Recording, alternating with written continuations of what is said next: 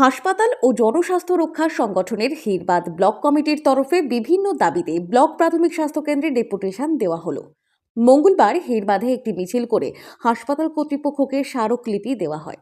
হাসপাতালে চিকিৎসক, নার্স সহ শয্যার সংখ্যা বৃদ্ধি, বহির্বিভাগে কমপক্ষে 2 জন চিকিৎসক থাকা, রোগীর চিকিৎসায় স্বাস্থ্যসাথী আধার কার্ড বাধ্যতামূলক না করা, তাছাড়াও রোগী পরিষেবায় হাসপাতালের বিভিন্ন পরিকাঠামো গড়ে তোলার দাবিতে ডেপুটেশন দেওয়া হয়।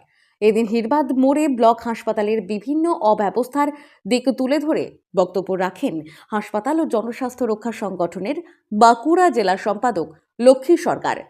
তিনি জানান, 7 জনের একটি প্রতিনিধি দলের সাথে বিভিন্ন দাবিতে হাসপাতাল কর্তৃপক্ষের সঙ্গে আলোচনা হয়। দাবি কতটা পূরণ হলো, 1 মাস পর সংগঠনের নেতৃত্বরা হাসপাতাল কর্তৃপক্ষের সাথে দেখা করে পুনরায় খোঁজ নেবেন। হাসপাতাল কর্তৃপক্ষ জানান, দাবি ঊর্ধ্বতন কর্তৃপক্ষকে জানানো হবে। মানুষ পেতে আজ সেই অবস্থা যদি ফিরিয়ে আনেন সরকার, তাহলে স্বাস্থ্য পরিষেবা থেকে মানুষ কিছু পরিষেবা পান।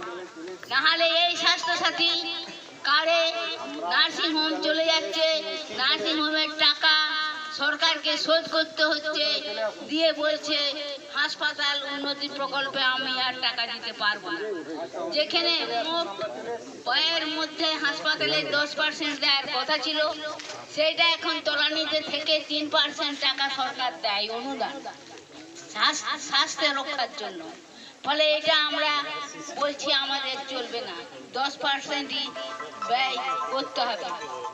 এই হাসপাতালে আমরা যেটা দেখেছি, আমি বাঁকুড়া মেডিকেল কলেজের কাছেই থাকি, বিভিন্ন সময় দেখেছি মানে সন্তান সম্ভব মায়েরা যারা আরেকটু চিকিৎসা করলেই অনায়াসে তারা এখান থেকে বাচ্চা মা সুস্থ হয়ে বাড়ি যেতে পারে, তা না করে তাকে পাঠিয়ে দেওয়া হয়।